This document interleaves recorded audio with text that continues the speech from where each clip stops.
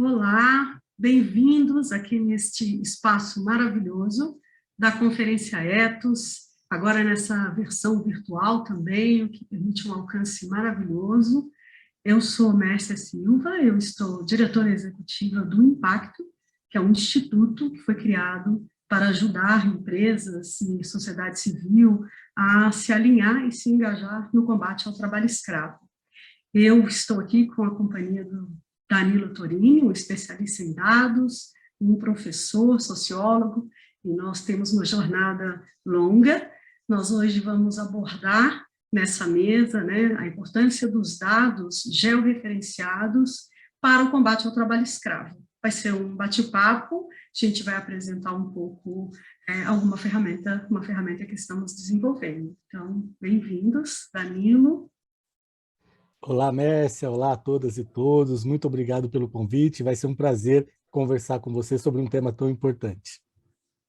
Sim, para contar um pouquinho, nós vamos compartilhar algumas telas, mostrar um pouco numa animação de onde a gente está partindo, as razões que adotamos essa metodologia e apresentar, então, o índice de vulnerabilidade e impacto. Eu espero que vocês gostem de conhecer. Contigo, Danilo. Mércia, nós vamos conversar um pouquinho hoje, gente, sobre a importância, né, dos dados georreferenciados no combate ao trabalho escravo, mas antes eu gostaria de falar um pouquinho sobre como avançou nos últimos anos a análise dos dados, principalmente, né, quando a gente trabalha a questão da importância do uso de dados para o social. A gente vai conversar um pouquinho, antes de entrar propriamente no índice de vulnerabilidade, sobre como avançou essa área. Então, se vocês me permitem, eu vou compartilhar a minha tela só para a gente começar a discutir aqui. Mércia, é sempre um bate-papo, então, por favor, sinta-se sempre convidado aqui a compartilhar comigo algumas dessas impressões e dessas discussões. Um ponto importante, né, da gente sempre trazer é que hoje a tecnologia e a inteligência de dados estão trabalhando também a serviço do social, em especial, né, hoje o nosso tema, no combate ao trabalho escravo. Mas é interessante a gente entender um pouquinho, né, sobre como avançou essa questão, né, do uso de dados. Antes da gente falar, então, do índice de vulnerabilidade, isso tudo só é possível, né, nos últimos anos, com o avanço de 3 grandes áreas, né, no sentido de entender como a tecnologia digital nos propiciou essa oportunidade de trabalhar um índice de vulnerabilidade que vai ali ter um volume de dados muito grande. E é nesse sentido que o Big Data, essa capacidade que a tecnologia tem hoje de coletar, sistematizar, catalogar, processar um grande volume de dados, foi o que nos propiciou essa oportunidade de avançarmos nesse sentido. Então, antes a gente tinha coletas, né? Muitas vezes coletas manuais de dados, depois isso passou a ser realizado de uma forma mais digital, mas, claro, com o aporte de um grande volume de dados, que pode ser atualizado quase que diariamente, dependendo ali das bases, das coletas, a gente consegue, né, ter ali um salto nessa sistematização e principalmente na análise. E aí, nesse sentido, a gente também tem a contribuição da computação em nuvem e de todas as contribuições que estão ligadas também à inteligência artificial, no processamento, no armazenamento, na busca de padrões, né? Então, esse também foi um ponto que contribuiu muito à computação em nuvem, que é muito recente, né? Se a gente pensar aqui em termos de Brasil, há 5, 10 anos a gente ainda estava engatinhando nessa área. E, para finalizar, algo que não é tão novo, mas que também avançou de uma forma muito robusta nos últimos anos com a ajuda dessas tecnologias, é a criação de bons modelos de dados, né? A modelagem que vem ali da estatística, da matemática, também tem uma grande contribuição do machine learning, né? Do aprendizado de máquina, para propiciar para a gente agora esse grande salto. E o Brasil ingressou muito recentemente nesse clube de países que avançou muito rapidamente no campo do machine learning. Então, Mércia, é um pouquinho isso que eu gostaria de trazer inicialmente, para a gente entender que só é possível a gente ter esses próximos passos, né, por conta desse avanço das tecnologias digitais, sobretudo, né, no campo das da ciência da informação, né? Ciência dos dados, sistemas de informação, computação e assim sucessivamente. Beleza, volta para mim então, Danilo. Obrigada. A gente vai fazer sempre essa dobradinha, tá? Porque é um tema muito novo mesmo nessa abordagem, principalmente a abordagem social. Como o Danilo trouxe, a tecnologia tem nos ajudado, mas nós somos de uma geração em que a gente usava o SPSS, olhava aquele monte de cruzamentos, e olha que eram pesquisas com um volume de dados, de certa forma, menor do que o volume que a gente consegue tratar. E naquele espaço onde a gente literalmente fazia bem manual, a inteligência de como é que se aprende, como é que compartilha aquele aprendizado, era bem complicado. Então, realmente, se tem um ganho muito grande com todas essas novas tecnologias, como os algoritmos, né, têm nos ajudado. E contando um pouco do histórico nosso com relação ao uso de dados. Ao trabalhar com muitas empresas, havia sempre uma queixa, né, uma agonia, uma angústia de como é que a gente faz, por onde a gente começa, qual é a informação social que é importante. E aí, para mim, que sou cientista social, Danilo também, quando a gente olha para os dados sociais, não é só olhar eles têm milhares de relações, correlações, um deriva para o outro, um complica positivamente, outro complica negativamente. Então, tudo isso demandava uma atenção muito grande da pessoa. E nosso exercício era como a gente otimiza essa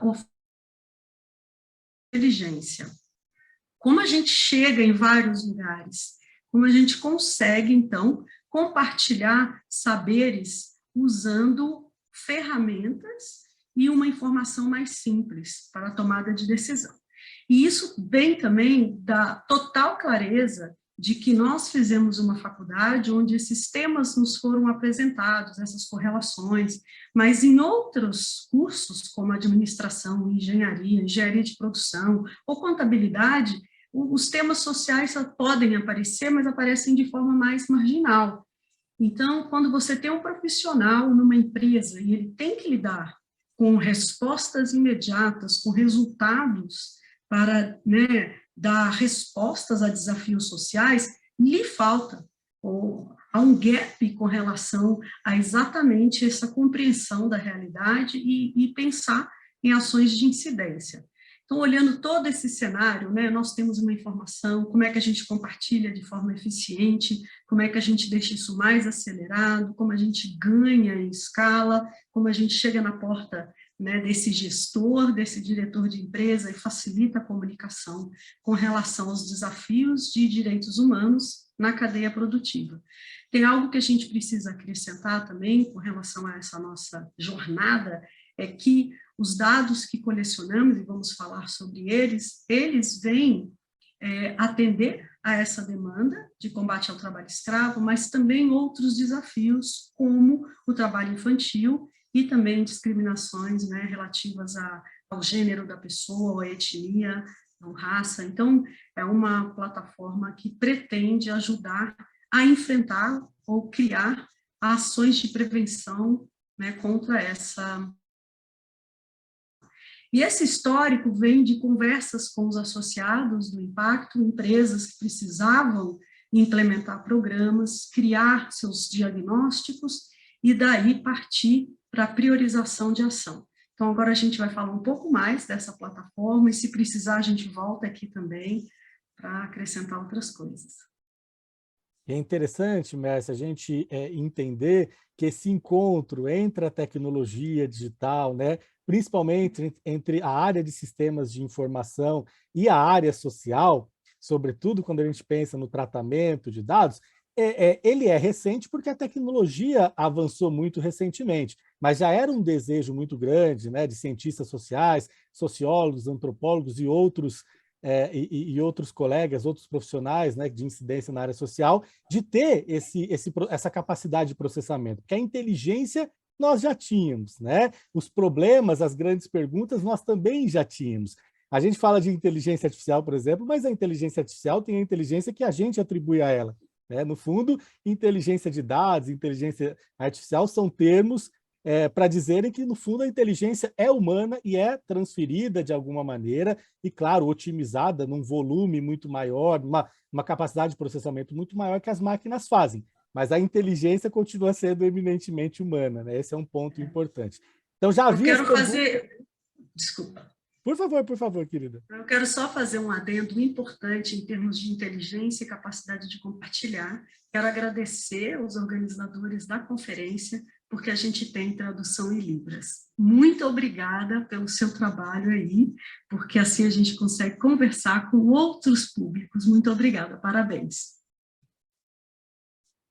Eu ia comentar, né, que então as grandes perguntas já existiam. É claro que o avanço, né, tanto no georreferenciamento, quanto nas tecnologias de processamento e análise, talvez nos tragam novas perguntas, talvez nos tragam novos olhares, né, recortes que antes não eram possíveis, né, do ponto de vista mais analógico do tratamento do dado.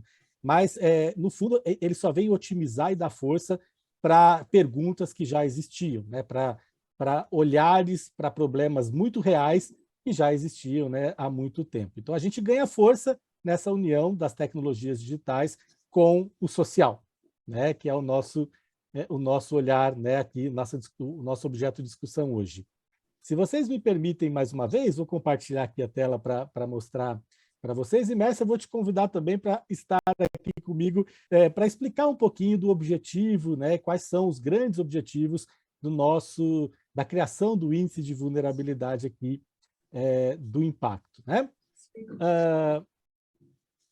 Maravilha, estou compartilhando aqui, já vai entrar para vocês. O índice de vulnerabilidade e impacto, que já teve outros nomes, né? A gente entendeu coletivamente aqui com os nossos associados, parceiros, grupo técnico do impacto, que é um nome que reflete muito, né, o problema que a gente está analisando e, principalmente, o que os dados estão nos trazendo em termos de resultados.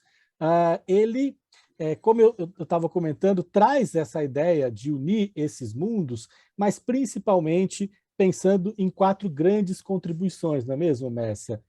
E essas contribuições, essa demanda por essas contribuições, ela é muito mais antiga, né, e histórica do que propriamente essa união dessas tecnologias. Então, gostaria, Mércia, se você pudesse nos ajudar também a contextualizar essa questão, porque ela é muito anterior ao avanço, né, das tecnologias digitais.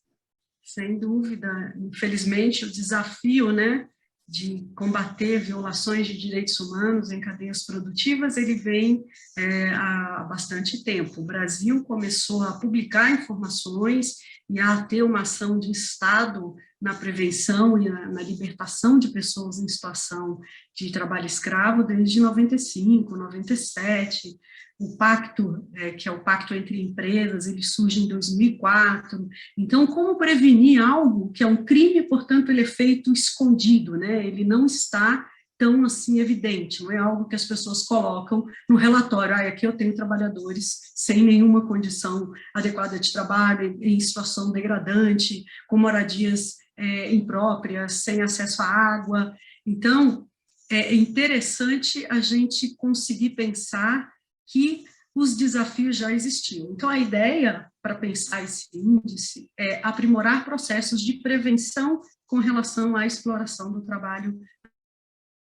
Apesar de termos hoje um instrumento de transparência chamado a lista suja, essa lista, ela fala de uma violação que já aconteceu, já foi apurada, então ela é uma informação antiga e acaba não colaborando para que a gente consiga pensar no dado de realidade, como a realidade pode digamos, nos pregar essas peças de surpresas e ter uma violação que a gente não monitorou ou mapeou.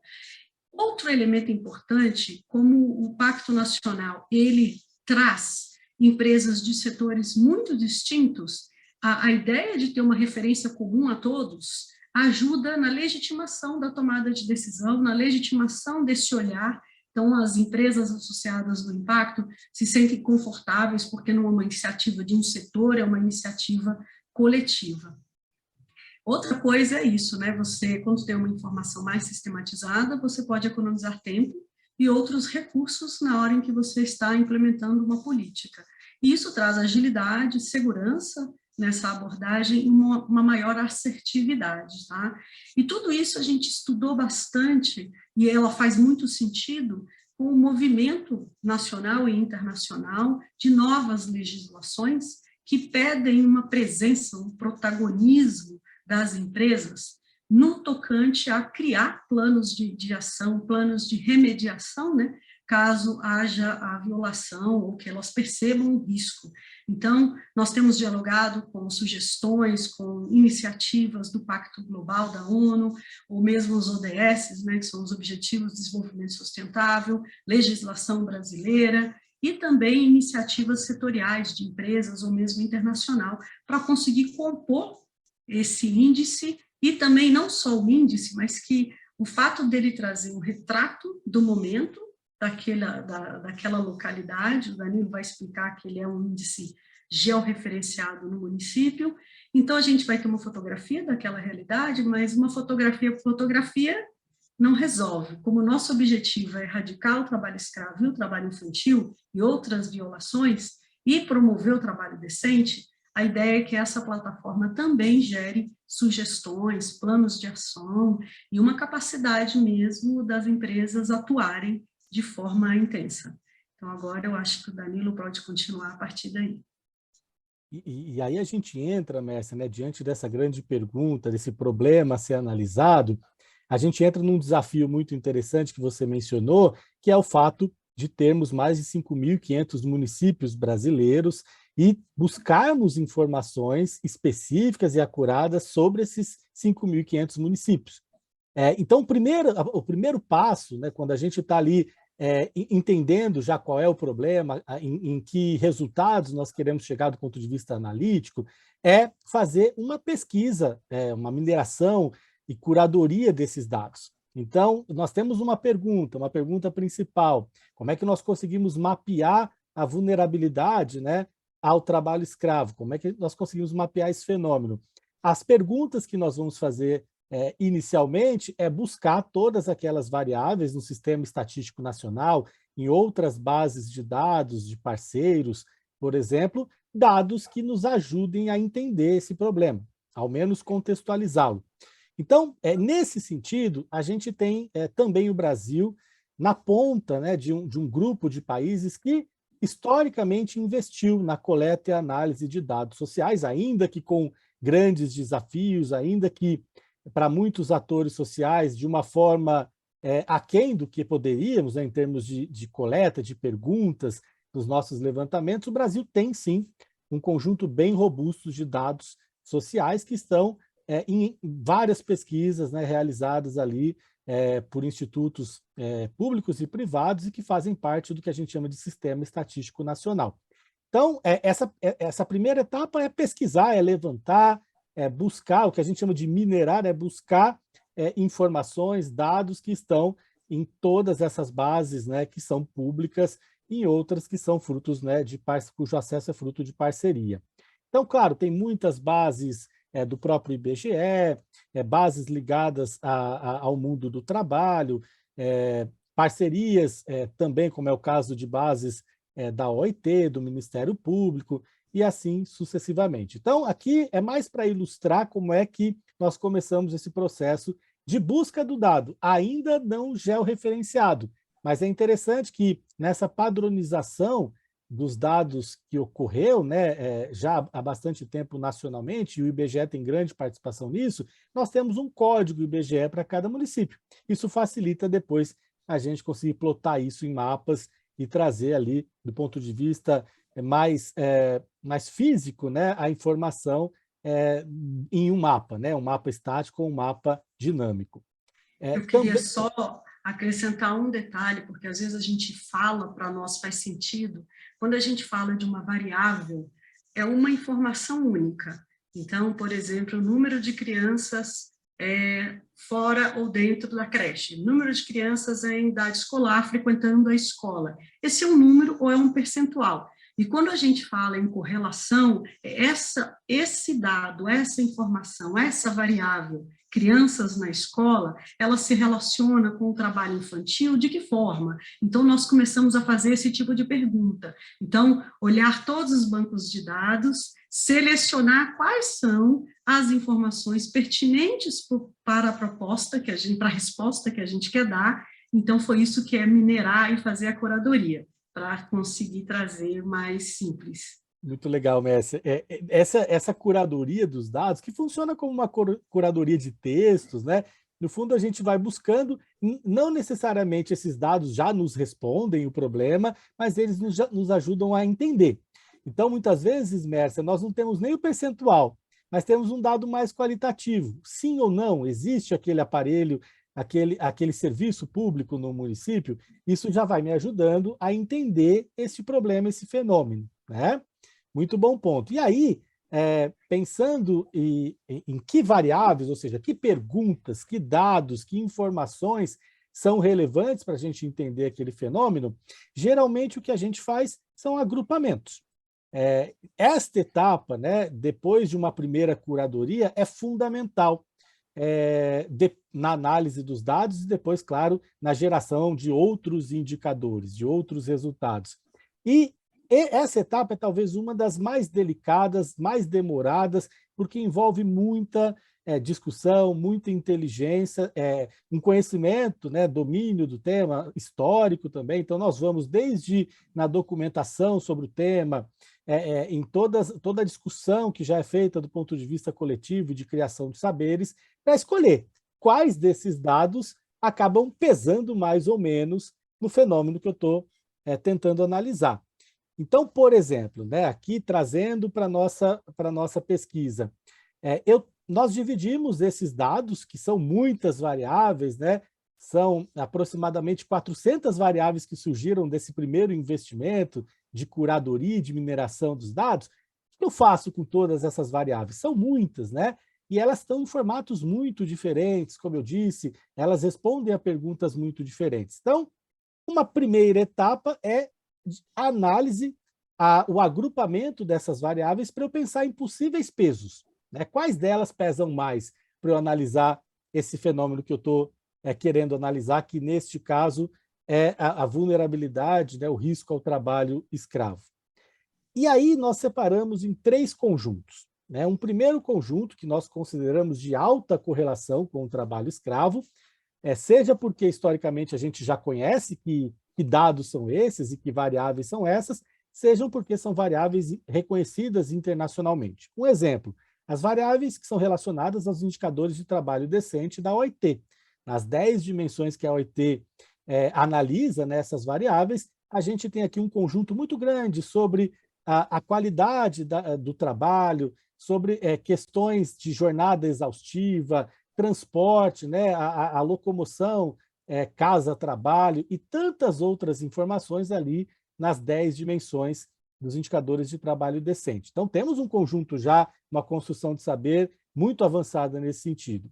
Outras variáveis que nós entendemos que contribuem muito para compreender esse problema são indicadores de pobreza e vulnerabilidade social gerais, né? Sobretudo aqueles ligados a qual é a percentual da população em cada município que está abaixo da linha de pobreza, que tem suas crianças frequentando a creche ou a escola, percentual de mulheres que estão trabalhando, percentual de mulheres que tiveram uma gravidez precoce e não têm com quem deixar seus filhos, e assim vai. Né? São N variáveis, a abrangência, por exemplo, de benefícios sociais naquele município, todos esses conjuntos de dados que são indicadores já existentes que vão já nos ajudando a entender se aquele município tem maior ou menor vulnerabilidade. E o próprio histórico, né? Desculpa, eu queria até acrescentar nesses indicadores, porque como é um índice que a gente está tratando como vivo, né? Aqui a gente incorporou dados de Covid, que essa epidemia nos mostrou bastante o diferencial de vulnerabilidade social de populações no Brasil. Então, a gente também trouxe informações sobre Covid, só para vocês saberem o quanto a gente está tentando antenar com a realidade mesmo. Esse é um ponto interessante, Mércio. Eu vou comentar quando a gente entrar agora no segundo conjunto, porque é muito interessante essa mudança de perspectiva, né, sobre esses dados. Só para terminar, claro que o histórico do trabalho escravo, todo o histórico que a gente tem da lista suja, de operações de fiscalização, flagrantes, tudo isso também a gente tem e traz historicamente, desde a primeira lista publicada, nós também consideramos como um conjunto de variáveis muito significativo.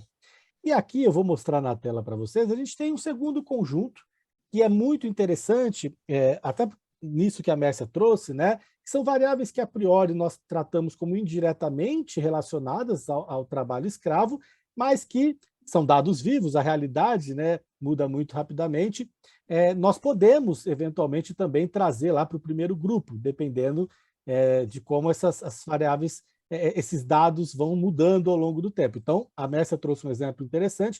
A priori, variáveis ligadas à saúde estavam nesse grupo, né, como indiretamente relacionados com o trabalho escravo.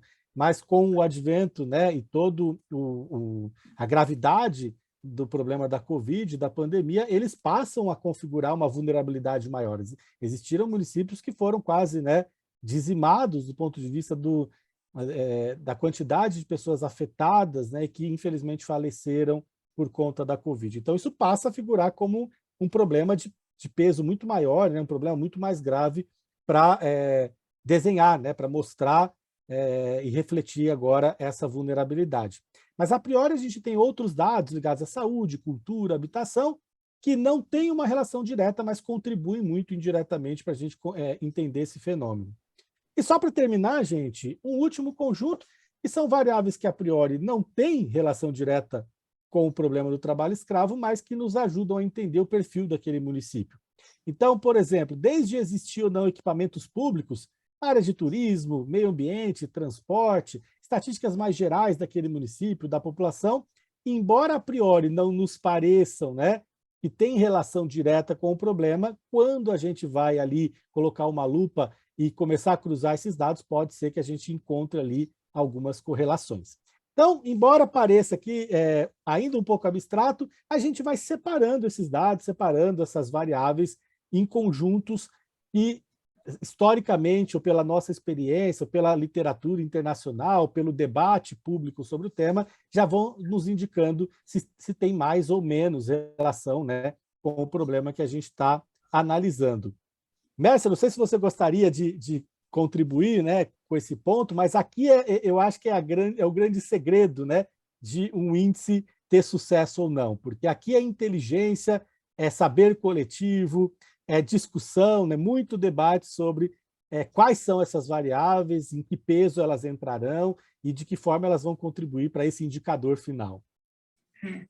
E eu acho essencial o que você está trazendo, inclusive, quando a gente começou a desenvolver esse índice, o único que a gente tinha como referência é o Índice de Desenvolvimento Humano, que ele tem pouquíssimas variáveis, e ele conta com dados de países, e nós tomamos a atitude, a coragem de fazer por municípios brasileiros, por ampliar a informação que está disponível por instituições super credenciadas no Brasil e fora, né? O Brasil é um país de referência na parte estatística, sim, né? Tem muitos estudos sobre pobreza, desenvolvimento, tudo isso a gente tem bastante aqui. Então, são coisas que nós trouxemos, tanto de saber quanto da prática de olhar e fazer perguntas, ou receber, né, ou responder perguntas que as empresas costumam fazer. Então, é com muita honra que a gente também diz que esse índice é inédito e é o único no mundo voltado para esse tema específico de criar ou ajudar as empresas a priorizarem municípios com alta vulnerabilidade para a exploração de vulneráveis, para o trabalho escravo ou para o trabalho infantil. Então, ter sido um índice muito esperado aí, porque eu acho que ele vai ajudar. Vai ser mais fácil para as empresas saberem que aquele município tem um nível X, né, 1, 2, 3, de risco, e a partir daí, então, desenhar estratégias que sejam municipais, porque uma outra coisa importante é que as empresas conhecem a realidade dos seus fornecedores, mas os fornecedores de uma empresa estão no município e os fornecedores de outra empresa também. você tem setores diferentes no mesmo município, e a vulnerabilidade da população, ela está tanto para a agricultura, quanto para a produção de carvão, para a siderurgia, quanto para o uso da mão de obra, digamos, em restaurantes ou em hotéis. Então, é o município que precisa melhorar o seu arranjo, né, social e econômico, para que as empresas também possam passar, né, de um ambiente inseguro para um ambiente mais seguro.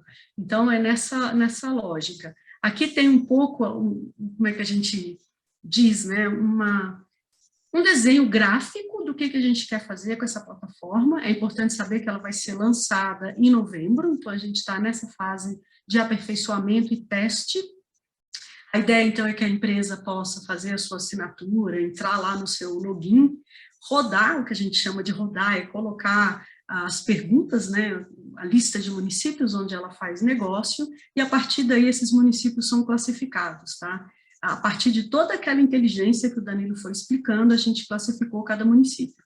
E de acordo com cada faixa, com cada local de ranking, a gente tem um conjunto, né, de eixos. Não é um plano de ação fechado, são sugestões de eixos onde as empresas poderiam atuar de forma a reduzir aquele indicador, aquele risco. Então, agora a gente vai até, e depois tem uma possibilidade na plataforma mesmo de criar um plano de ação, de criar relatórios. Aqui vocês vão ver uma animação de como isso está sendo desenhado, né?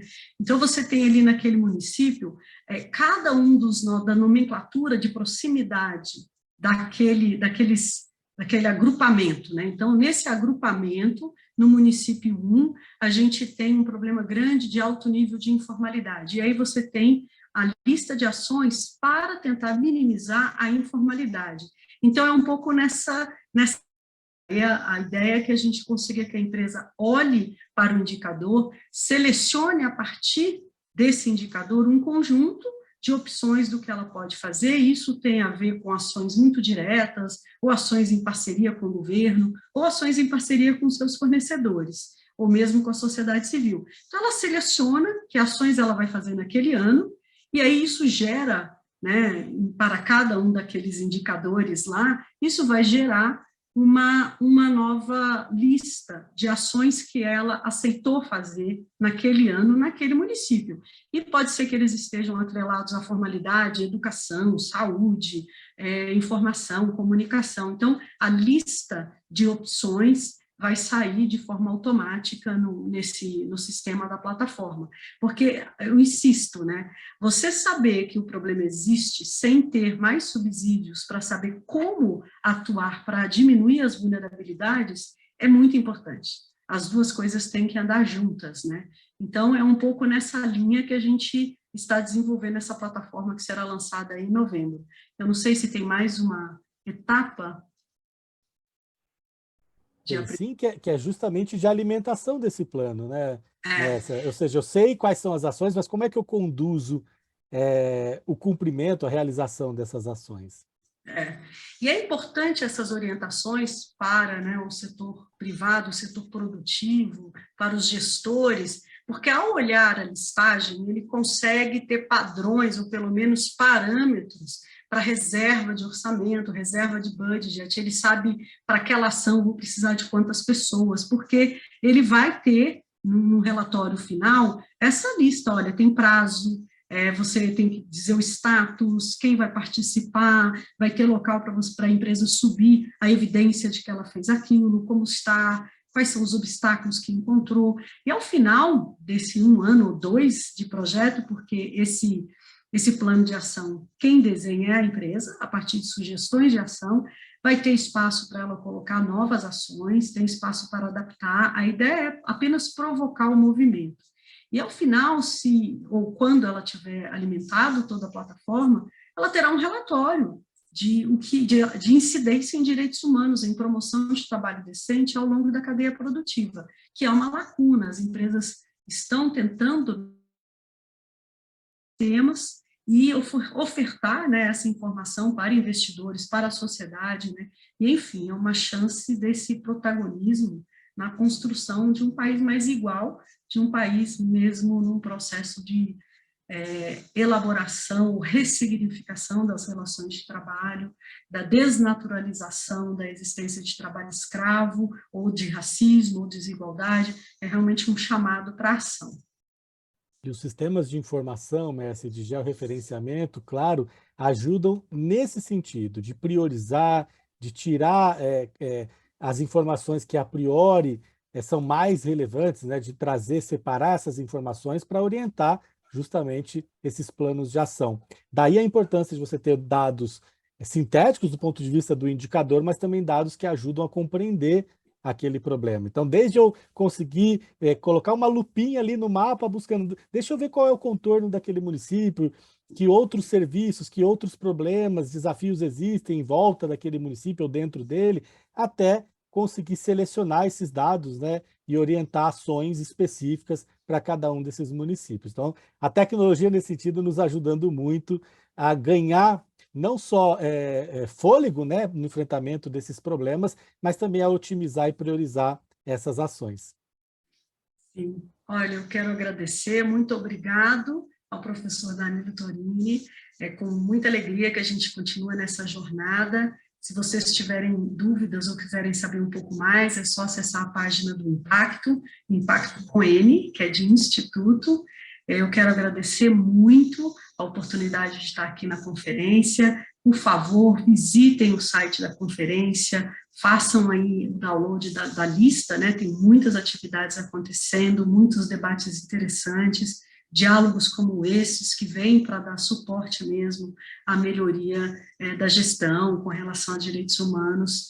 Então, fiquem convidados a navegar aí no site da Conferência Ethos 2022, e muito obrigada por essa oportunidade. Obrigada, Danilo. Muito obrigado pela oportunidade. Foi um prazer estar com vocês discutindo um tema tão importante. Obrigado mesmo.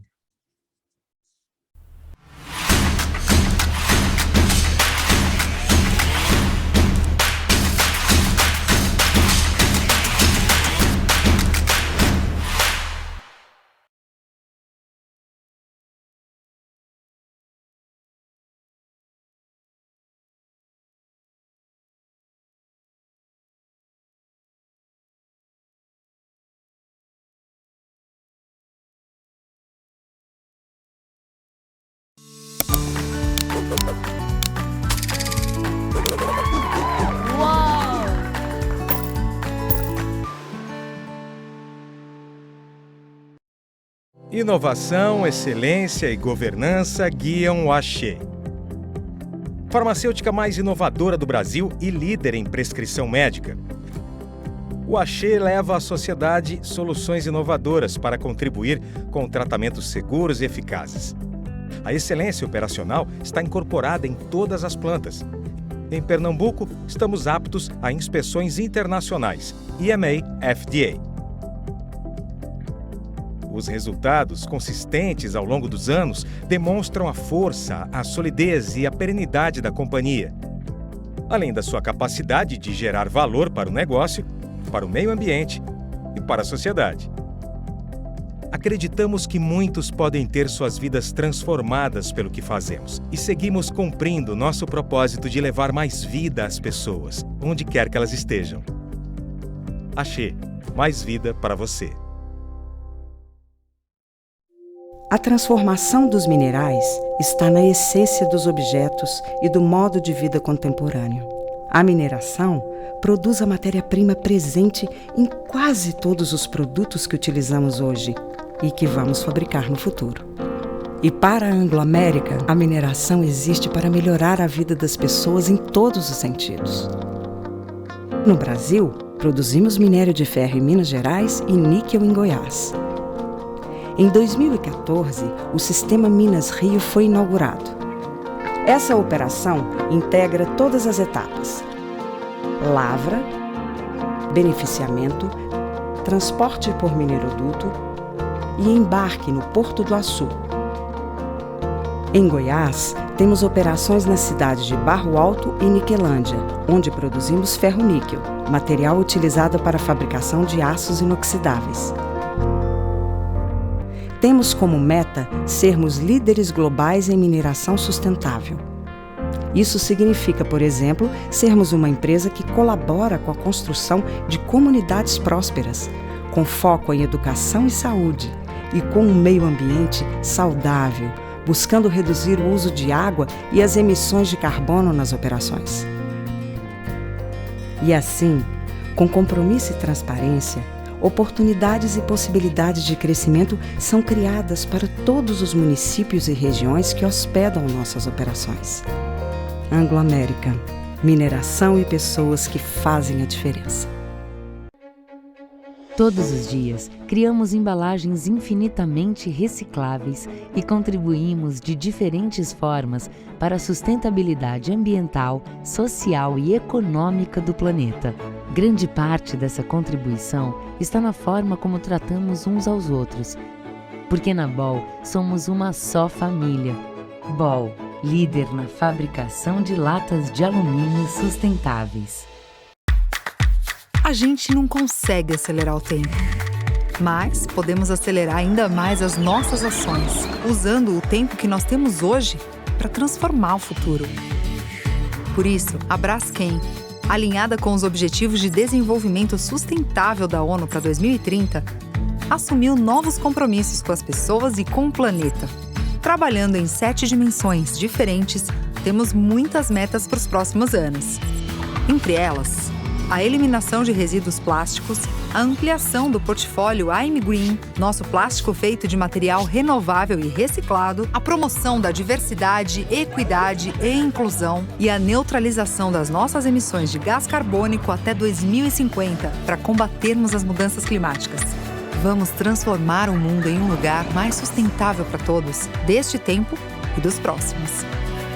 Braskem, um futuro mais sustentável hoje.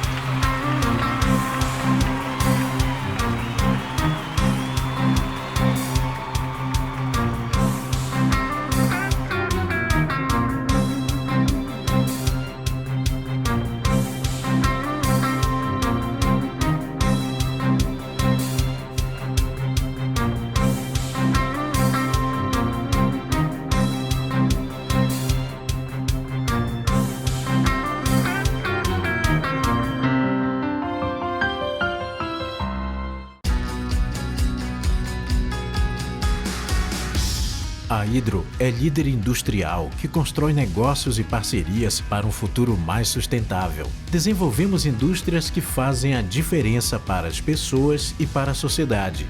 Transformamos recursos naturais em produtos e negócios relevantes para as pessoas, em um local de trabalho seguro e protegido para nossos 34 mil empregados em mais de 40 países. No Brasil, estamos presentes em toda a cadeia do alumínio.